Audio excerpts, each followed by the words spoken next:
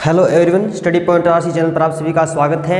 हमारी आज की कक्षा में हम बात करेंगे विश्व के प्रमुख संगठन और उन सब में प्रमुख है यूएनओ। यूएनओ के बाद अन्य जो महत्वपूर्ण संगठन है उनकी बात करेंगे। सबसे पहले बात करते हैं यूएनओ और अन्य संगठन। हमारा टॉपिक क्या रहेगा? संयुक्त राष्ट्र संघ व अन्य संगठन, महत्वपूर्ण संगठन। टॉपिक क्या है? महत्वपूर्ण वैश्विक संगठन, वैश्विक संगठन मतलब विश्व के महत्वपूर्ण संगठन जो पूरे विश्व के अंदर वैश्विक तौर पर विद्यमान है, जिनमें प्रत्येक देश की भागीदारी है, उनकी बात करेंगे। देखिए, सबसे पहले पढ़ते हैं यूएनओ। अब बात यह आती है कि यूएनओ संगठन का जब निर्माण किया गया तो यूएनओ संगठन की स्थापना क्यों की गई? एक ऐसा संगठन जिसमें लगभग 193 देश है, 92-93 देश हैं, और इस संगठन की जरूरत क्यों पड़ी? 1914 से लेकर 1919 तक फर्स्ट वर्ल्ड वॉर चला, एक विश्व ने एक महान त्रासदी झेली। उसके बाद 1939 से लेकर 1945 तक द्वितीय विश्व युद्ध चला। इसके बाद विश्व को महसूस हुआ कि हमें ऐसे संगठन का निर्माण करें जिससे सभी देश एकजुट होकर रहें, आपसी देश खत्म हो, भेदभाव खत्म हो, और विश्व को नई दिशा प्रदान करें जिससे परमाणु बम जैसे हमले दोबारा न हों और शांति व्यवस्था हम विश्व में कायम कर सकें। इसलिए एक वैश्विक तौर पर एक संगठन का निर्माण किया गया, स्थापना की गई 24 अक्टूबर 1945 को। ये क्यों की गई? क्योंकि 6 अगस्त और 9 अगस्त 1945 को यूएसए ने जापान के शहर हिरोशिमा नागासाकी पर बम गिरा दिए, परमाणु बम गिरा दिए। इसके बाद बहुत जल्दी ही इस संस्था को स्थापित किया गया 24 अक्टूबर 1945। इस दिन मनाते हैं 24 अक्टूबर को संयुक्त राष्ट्र संघ दिवस मनाते हैं। तो बात करते हैं संयुक्त राष्ट्र की। देखिए, यूएनओ स्थापना कब हुई? 24 अक्टूबर 1945। मुख्यालय मैनहट्टन द्वीप, न्यूयॉर्क। सदस्य कुल कितने हैं? 192। और नवीनतम सदस्य की बात करेंगे दक्षिण सूडान, कितने हो गए? 193 सदस्य कुल वर्तमान में है। महासचिव कौन है? Antonio Guterres, Antonia Guterres. और ये पुर्तगाल देश के हैं। कहाँ के हैं? पोर्तुगाल। यूएनओ के अंग, यूएनओ के अंग की बात करें तो 6 अंग हैं। पहला है महासभा। महासभा को मिनी संसद कहा जाता है विश्व की। क्या कहा जाता है? मिनी संसद। सुरक्षा परिषद को कहा जाता है विश्व का पुलिसमैन। पुलिसमैन किस अंग को कहते हैं? सुरक्षा परिषद को। आर्थिक सामाजिक परिषद, न्यास परिषद, सचिवालय। अब इन पांचों की बात करते हैं। देखो, इन पांचों के हेडक्वार्टर है ना, वो सारे पांचों के हेडक्वार्टर न्यूयॉर्क में है। और न्यूयॉर्क का है? न्यूयॉर्क यूएसए में है, संयुक्त राज्य अमेरिका में है। इसका मतलब यूएनओ के 6 अंग हैं। 6 में से 5 के हेडक्वार्टर मुख्यालय कहाँ है? न्यूयॉर्क यूएसए में है।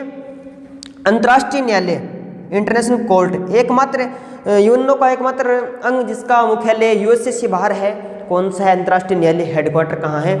Hague, Netherland. नीदरलैंड को हॉलैंड कहते हैं आजकल, पहले हॉलैंड कहते थे सॉरी, और अब नीदरलैंड कहते हैं। Headquarter Hague. प्रश्न आएगा कि यूएनओ को किस अंग का मुख्यालय यूएसए में नहीं है, तो क्या आएगा? International court. इसका मुख्यालय कहाँ है? हेग, नीदरलैंड में। बाकियों के न्यूयॉर्क। आगे बात करें वर्ल्ड बैंक, विश्व बैंक। स्थापना महत्वपूर्ण रहेगी 1944, और वाशिंगटन डीसी में इसका मुख्यालय है। याद रखने वाली बात रहेगी। IMF, इंटरनेशनल मॉनेटरी फंड, अंतर्राष्ट्रीय मुद्रा कोष, इसका मुख्यालय कहाँ है? वाशिंगटन डीसी में। दोनों के मुख्यालय वाशिंगटन में है, याद रखना है। किसके? वर्ल्ड बैंक और IMF के। आगे बात करें FAO, खाद्य और कृषि संगठन। इसका मुख्यालय कहाँ है? रोम, इटली में। इसका हेडक्वार्टर है वो इंपॉर्टेंट रहेगा। FAO का हेडक्वार्टर इंपॉर्टेंट रहेगा, ज़्यादा याद रखने की बात नहीं, पूछ लेगा। खाद्य और कृषि संगठन का मुख्यालय कहाँ है? रोम, इटली में। WHO, वर्ल्ड हेल्थ ऑर्गेनाइजेशन, विश्व स्वास्थ्य संगठन, विश्व स्वास्थ्य संगठन। स्थापना कब होती है? इंपॉर्टेंट है, ये पूरा का पूरा इंपॉर्टेंट रहेगा। 7 अप्रैल 1948 को स्थापना होती है, इसीलिए तो 7 अप्रैल को विश्व स्वास्थ्य दिवस मनाते हैं। और जिनेवा, स्विट्जरलैंड में इसका मुख्यालय है। तीनों की तीनों बात ध्यान में रखनी है। इसका पूरा नाम, स्थापना और हेडक्वार्टर। ठीक है, हेडक्वार्टर का मतलब मुख्यालय। आगे बात करते हैं ADB, Asian development bank, Asian development bank, Asian विकास बैंक। स्थापना 1966, इंपॉर्टेंट रहेगी। मनीला, फिलीपींस में क्या है? इसका मुख्यालय है। ठीक है, और मनीला फिलीपींस में एक चीज़ और है जो महत्वपूर्ण है। एशिया के नोबेल पुरस्कार जिन्हें किसको कहते हैं, रेमन मैग्सेसे पुरस्कार को एशिया का नोबेल कहते हैं, वो भी पुरस्कार मनीला फिलीपींस में ही दिए जाते हैं। जब पुरस्कारों की बात करेंगे तो नोबेल की विस्तार से चर्चा करेंगे।